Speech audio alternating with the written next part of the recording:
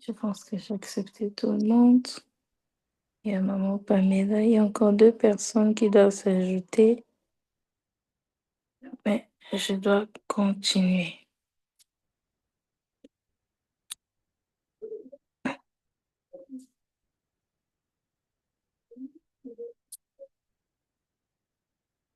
Alors, j'étais en train de lire. hmm,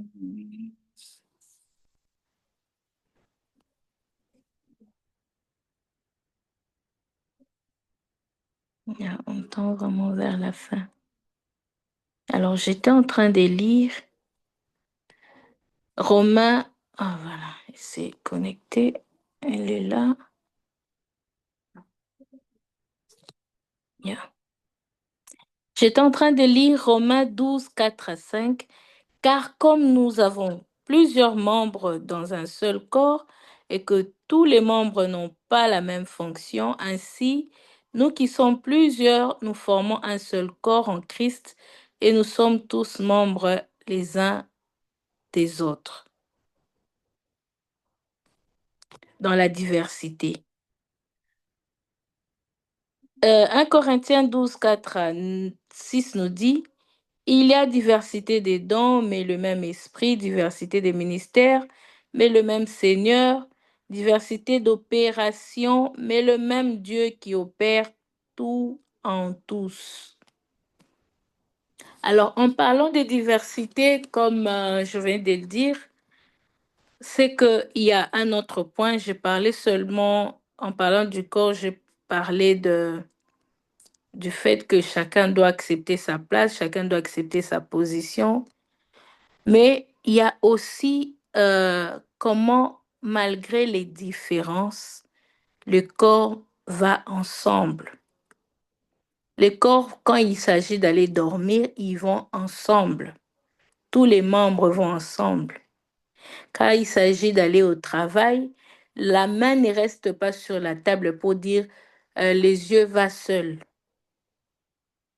Il y a tellement une complémentarité, une perfection dans la façon de se comprendre que quand le cerveau réfléchit, il contacte, c'est la bouche qui parle quand le ventre a faim, c'est la main qui prend pour servir, pour mettre dans la bouche. Vous voyez que tout est bien structuré. Imaginez qu'il y avait seulement une chose qui ne marchait pas. D'ailleurs, quand j'ai dit ça, je ne veux pas respect pour les gens qui ont pas, soit des enfants comme ça ou qui ont des proches comme ça. Alors, je ne veux pas trop entrer dans les détails de ça, mais vous comprenez que quand les corps marchent ensemble, il y a un bon résultat. Il y a quelque chose, on ne parle pas de maladie, on ne parle pas de problème, on ne parle pas de problème mental, on ne parle pas de malformation, on ne parle pas de tout ça. C'est une façon de dire autrement que quand le corps ne marche pas dans cet état-là, elle ressemble réellement à ce que je voulais dire. Quand j'ai dit que je ne veux pas, par respect, je ne veux pas entrer dans les détails, mais c'est ce que l'Église devient en fait. Quand je parle de l'Église devient, l'Église de Christ est parfaite. Je parle des personnes qui font partie de l'Église mais qui ne respectent pas ces choses-là, qui se disent qu'ils sont chrétiennes, mais qui ne mettent pas, qui n'obéissent pas. À la fin, Dieu est clair, il va prendre le corps. Mais le corps que Christ va prendre à l'enlèvement, ce sera le vrai corps qui marche en harmonie. Alors, il y a ce côté-là où chacun de nous a aussi le droit même, je veux le dire comme ça, a le droit de tenir compte de la souffrance de l'autre, du problème de l'autre. On est obligé, on n'est pas là pour se dire, bon, elle fait ce qu'elle veut, ben, c'est pas mon problème tant que de mon côté, ça va. Tant que chez moi, ça va bien. J'aime quand une maman pasteur dit, si toi, tu n'as pas de problème, si toi, tu es déjà parfait, viens même prier pour les autres. Tu peux te dire, tu regardes dans ta vie, tu dis, mais il n'y a vraiment aucun problème, tout est parfait dans ma vie, hein. Ce n'est pas une occasion de se satisfaire et de rester dans son coin pour dire bah, qu'ils font ce qu'ils veulent. Non, comme moi, je tout sais que Dieu veut maintenant que j'aille pour aider les autres. C'est d'ailleurs un grand appel, le fait d'avoir tout là, de n'avoir besoin de personne. C'est d'ailleurs un grand appel pour dire, c'est toi qui dois aller apporter. C'est qu'on a vraiment besoin de toi. Alors, c'est pour dire que, au-delà du fait qu'on ne doit pas chercher à se comparer à l'autre, mais on doit savoir qu'on doit se soutenir.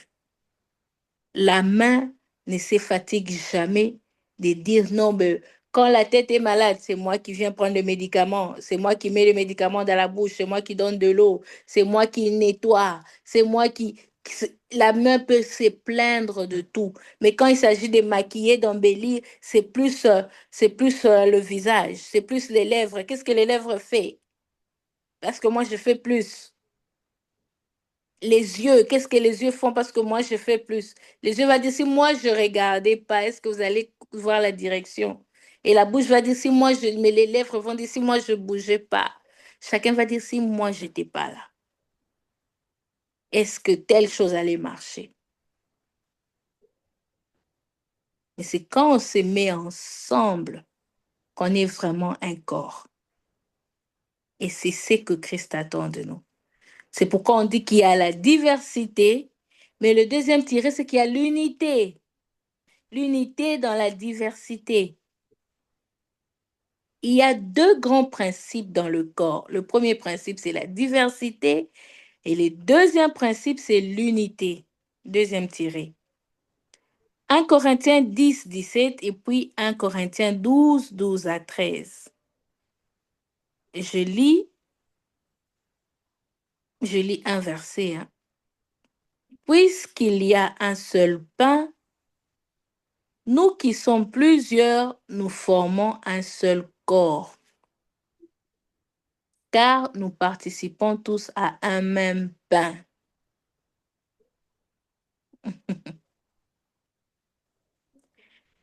Dans cette unité et cette diversité, nous retrouvons la complémentarité et l'interdépendance.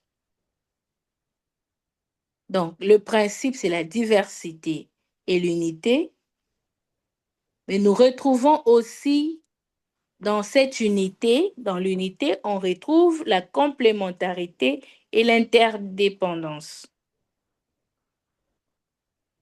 1 Corinthiens, 1 Corinthiens 12, 21 à 22 nous dit, l'œil ne peut pas dire à la main, je n'ai pas besoin de toi. Ça, c'est 1 Corinthiens 12, 21 à 22. L'œil ne peut pas dire à la main, je n'ai pas besoin de toi. Ni la tête dire aux pieds, je n'ai pas besoin de vous. Mais bien plutôt les membres du corps qui paraissent être les plus faibles sont nécessaires. C'est pas moi qui ai créé ces mots, c'est 1 Corinthiens 12, 21, 22. J'étais en train de parler comme ça, conduit par le Saint-Esprit. Et en lisant ces versets, on comprend que ce n'est pas seulement ma bouche qui a parlé, c'est écrit noir sur blanc dans la Bible. Vous comprenez que le Saint-Esprit parle dans l'explication, mais il confirme par le verset. Je disais comme ça, mais ce verset, je ne l'avais pas, sincèrement, voilà, je ne savais pas que j'allais le lire maintenant. Des fois, c'est que tu as déjà enseigné, mais après, je ne sais pas que c'est le verset qui suit juste après, c'est que tu vas dire. Alors, nous comprenons que la complémentarité dans l'Église est très, très, très importante. Alors, on ne vient pas pour dire, moi, je viens seulement apporter ça, je pars. Non, ça, c'est pas, il y a une personne qui vient juste maintenant de se connecter. Alors, ça, c'est pas ce que Dieu attend de nous. Ça, c'est pas faire partie du corps, ce n'est pas faire partie de l'Église. Alors, je rentre encore pour dire que le fait que nous avons déjà reçu Christ comme Seigneur et Sauveur fait de nous automatiquement le membre du corps. Fait de nous automatiquement l'Église. Et partout où il y a nos frères et sœurs, ils sont, ils font partie de nous. Je ne sais pas une personne, en tout cas, je ne sais pas une personne qui aime certaines parties de son corps ou et les autres parties vraiment pour elle ou pour lui, c'est vraiment, je ne prends même pas soin de ça, je hais carrément, je veux même pas. Cette personne-là a un problème. Une personne qui n'a pas de problème aime son corps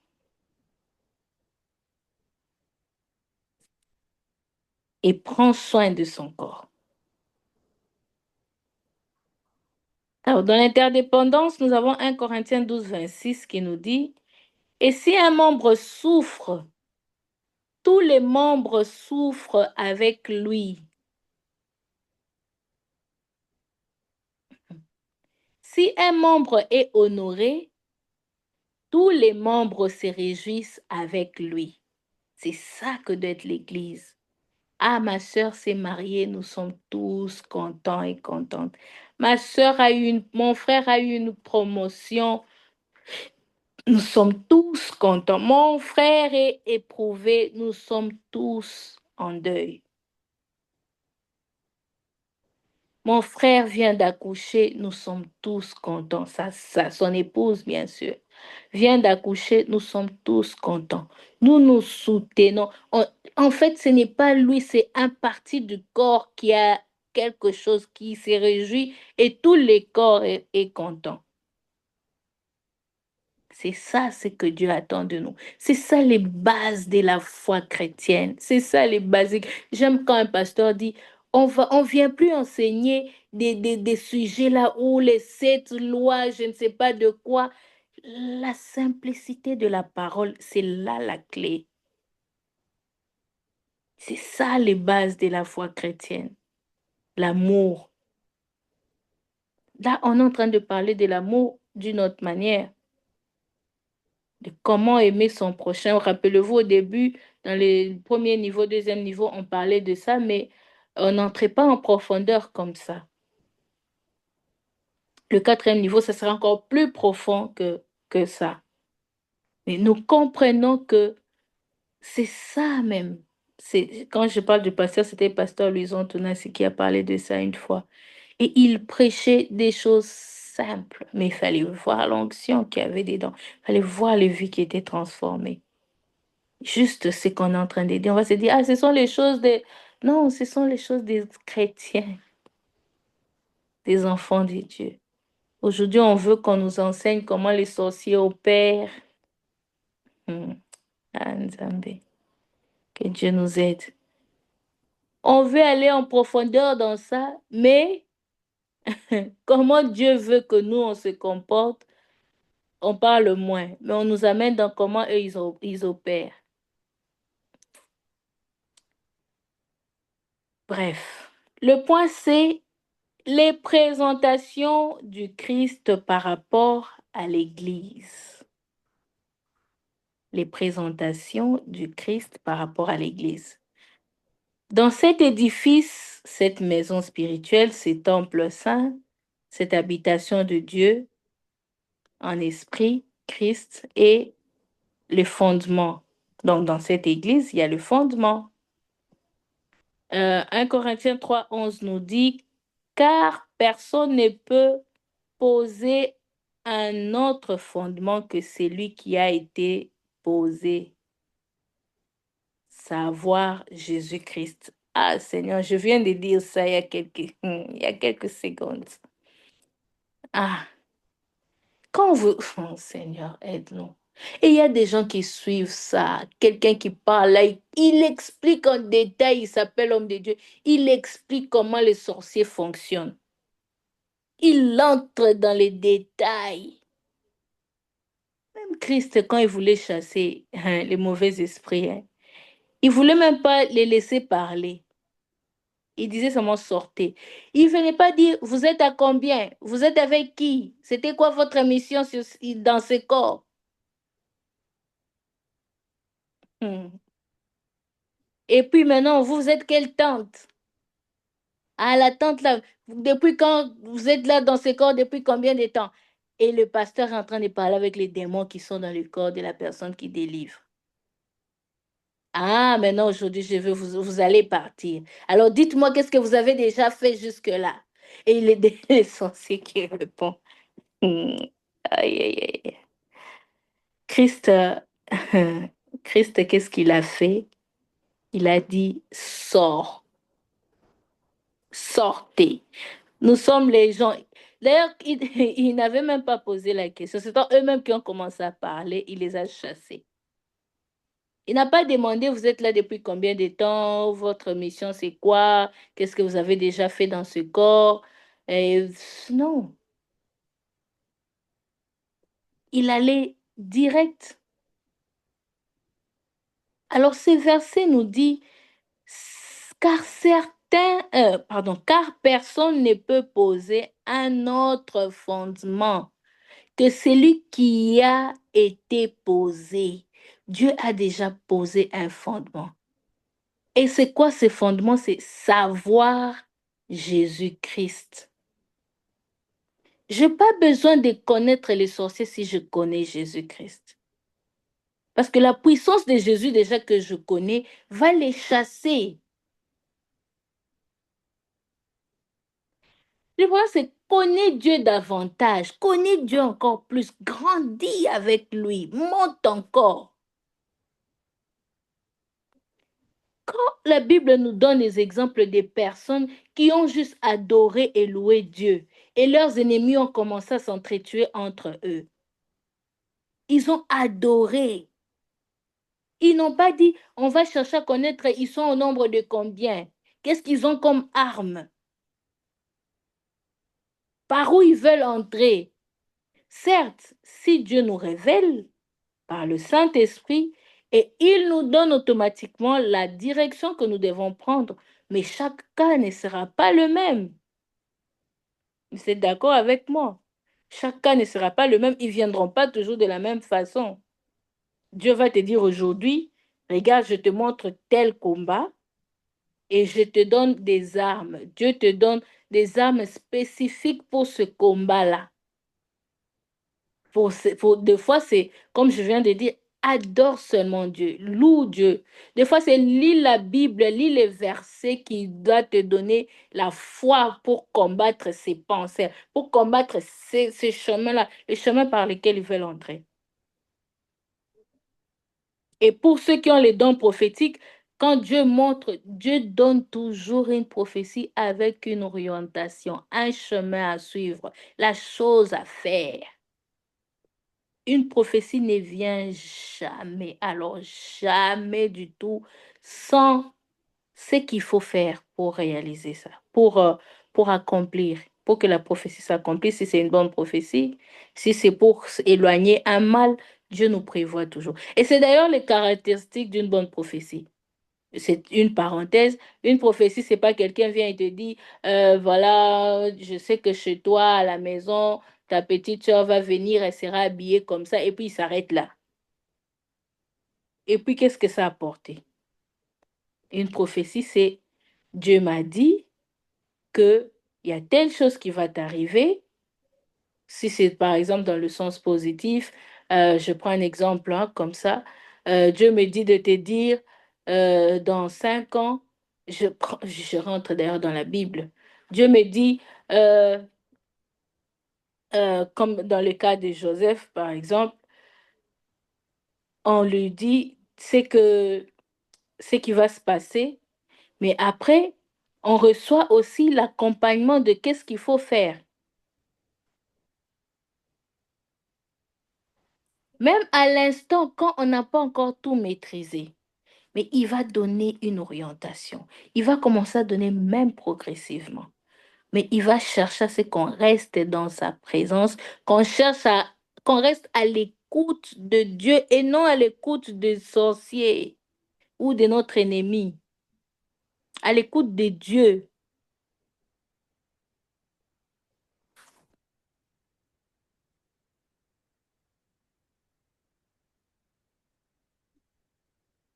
L'autre point après le fondement, c'est la pierre principale de l'angle.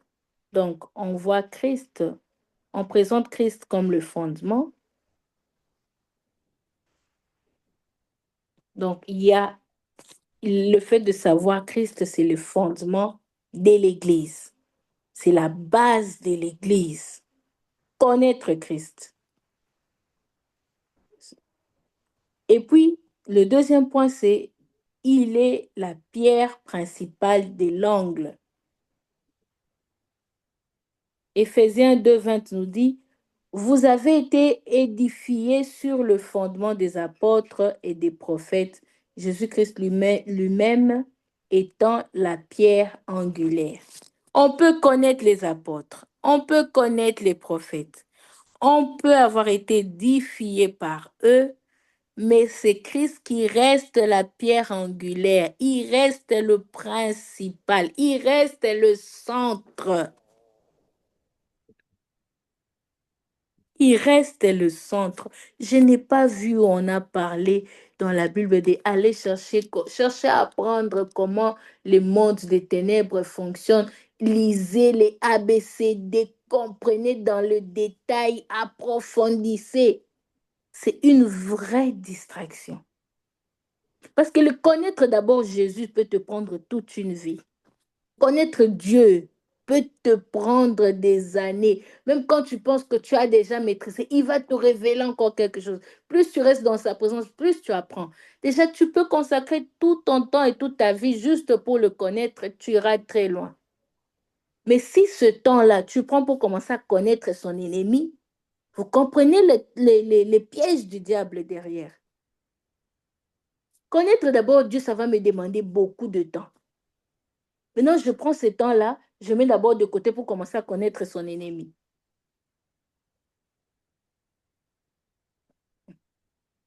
C'est parce qu'on n'a pas encore compris la puissance de Dieu. Que Dieu lui-même me révèle cet ennemi-là. Mais que moi, je ne parte pas faire des recherches pour le connaître.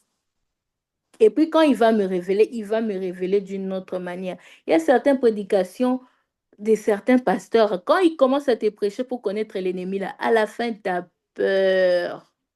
Tu commences à regarder l'ennemi partout. Tu dis, cette tante-là, c'est que c'était elle. Cet oncle-là, c'est que c'était lui. Tu commences à voir le diable partout. Et l'amour même que tu devais donner à la personne quand on dit aimer vos ennemis, tu le perds. Quel évangile peut amener une personne à haïr?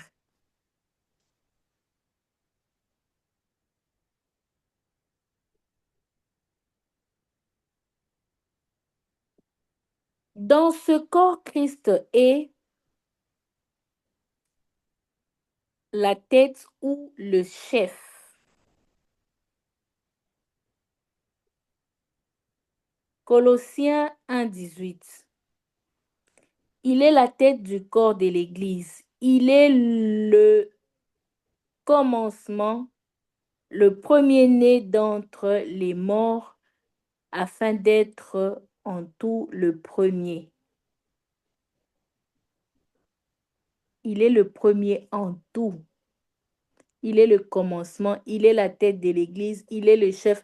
Christ est le premier en tout. Éphésiens 1:20 à 23. Il l'a déployé en Christ, en le ressuscitant des morts et en le faisant asseoir à la droite dans les lieux célestes, au-dessus de toute domination, de toute autorité, de toute puissance. Vous imaginez ce qu'Éphésiens nous dit là où Christ est. En ressuscitant des morts, d'abord, il est ressuscité des morts, il est assis à la droite dans les lieux célestes, il est au-dessus de toute domination. Je ne sais pas quelle domination les sorciers. Surtout que quand on dit déjà, on parle déjà des sorciers, on est en train de dire qu'ils sont déjà des serviteurs du diable. Donc, ces ouvriers, ces domestiques. On va maintenant monter, on va d'abord cibler leurs chefs là. Quand on va chez les chefs là devant Christ, il n'est rien du tout. La Bible nous dit que par un souffle seulement, on le termine. Donc Dieu ne va même pas prendre la peine de venir le toucher pour le frapper. Souffle seulement.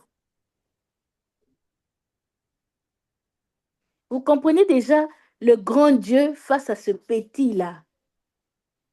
Maintenant qu'on rentre dans ces serviteurs, on descend encore plus bas. Maintenant, quelqu'un qui est enfant de Dieu, co-héritier de Christ, il descend pour aller apprendre comment eux, ils fonctionnent. Comment les plus petits. D'ailleurs, on dit que les sorciers sont les plus petits dans ce monde-là. Quelque part, quand on se regarde, on se dit, mais quand même, je dois me respecter mon Dieu. Rappelez-vous qu'on a parlé de l'adoration, du respect. Je dois le respecter et me respecter moi-même. Je ne suis pas n'importe qui quand même. Mais certains, jusqu'à aujourd'hui, qu'on parle de ça, ils ont encore cette peur-là. Oh, si tu as encore cette peur-là, je prie que ça te quitte au nom de Jésus. Que ça te quitte au nom de Jésus. Ils n'ont rien, ils sont rien. Et c'est ça, la Bible nous dit qu'il se déguise en l'ange de lumière. Il n'est pas l'ange de lumière, mais il se déguise. Il cherche à porter un visage là qui n'est pas à lui. Il est fort en déguisement, mais pas en puissance. Dieu est le tout-puissant. Et nous, on a ce Dieu-là. Ce Dieu-là, il dit, vous êtes la prunelle de mon œil, de mes yeux. On ne touche pas à vous. Même pas un seul de de vos cheveux. Il dit combien il vous aime, combien. Maintenant, c'est ce créateur-là de l'univers. Au lieu de chercher à le connaître plus, on veut nous apprendre, on veut nous montrer, on nous envoyer à chercher à connaître comment eux ils fonctionnent dans leur camp. Pesez un peu, mettez dans la balance, vous allez comprendre que c'est trop bas. C'est un peu, pour moi, c'est un peu insulter Dieu, hein. C'est pourquoi je dis, Seigneur, je veux plus te connaître. Si on veut m'enseigner quelque chose, Seigneur, qu'est-ce que tu en penses? Si tu me dis que voilà, tu m'autorises et puis je veux avoir ta propre version parce que ta version sera la plus parfaite ce qui soit.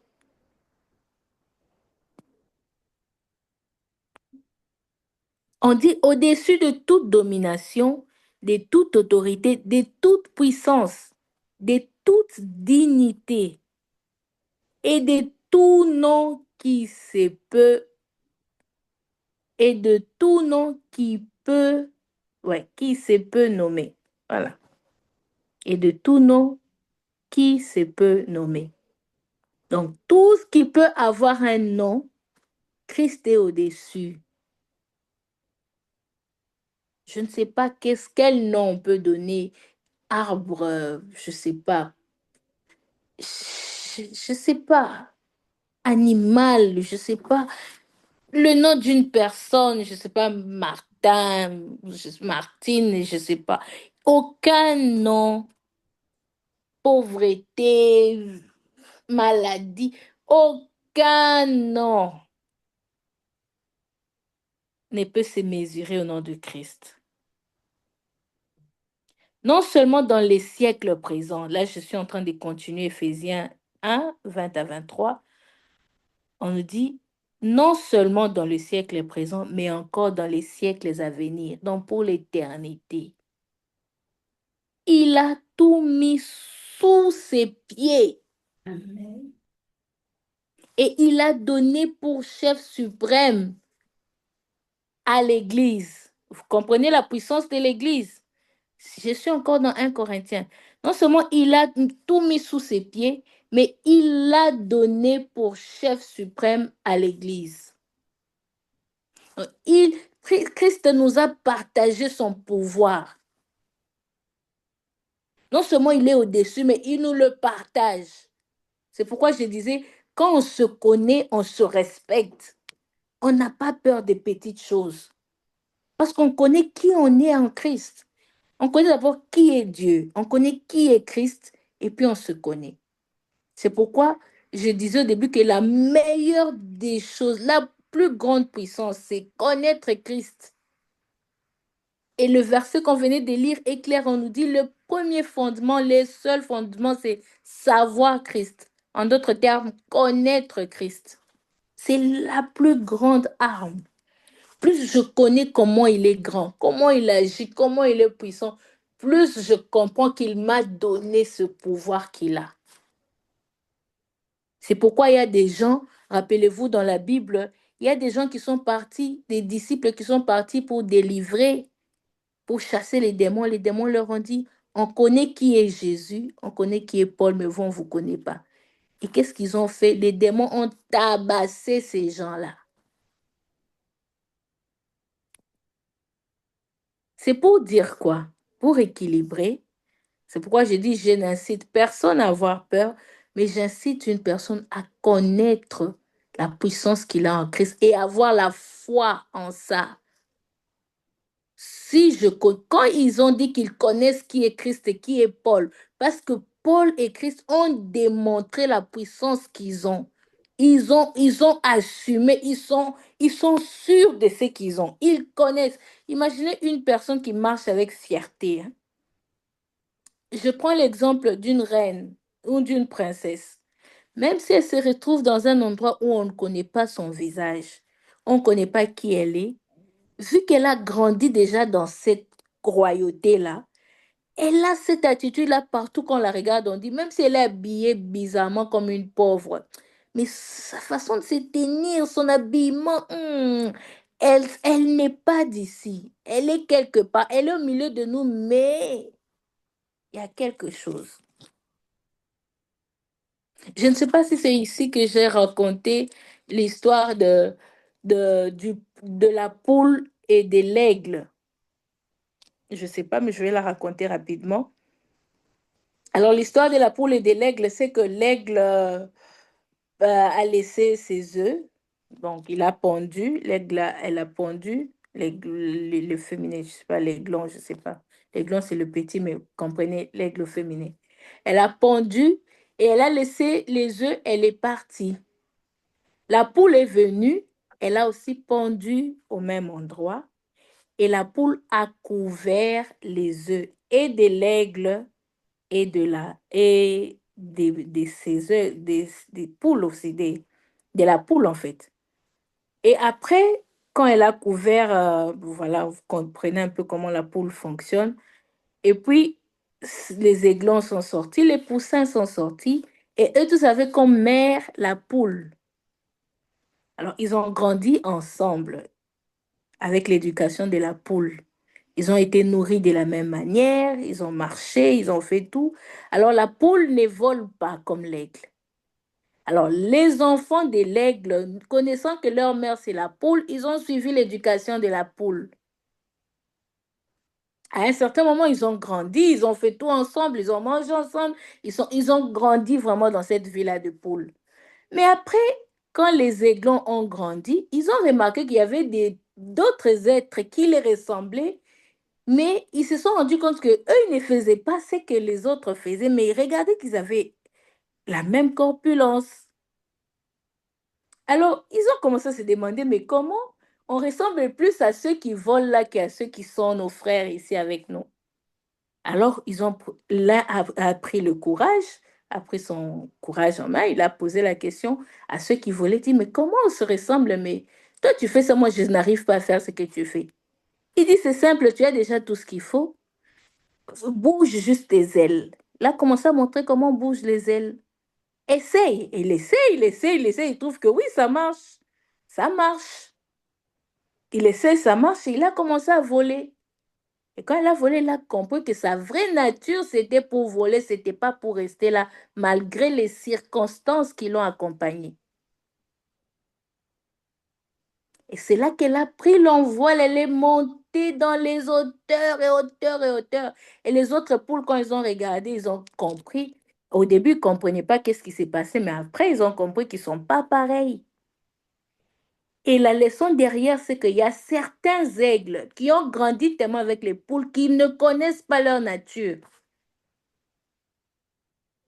Tu es aigle, Mais comme tu as grandi dans le milieu des humains normal, tu as grandi avec une maman qui était, je sais pas, qui priait pas beaucoup, avec un père comme moi qui était dans l'occultisme. On grandit dans un milieu où la société ne nous parle pas de ce qu'on est vraiment. On nous enseigne seulement qu'il faut avoir des bons diplômes, il faut faire des bonnes études. On nous dit pas qui on est spirituellement. On reçoit Christ.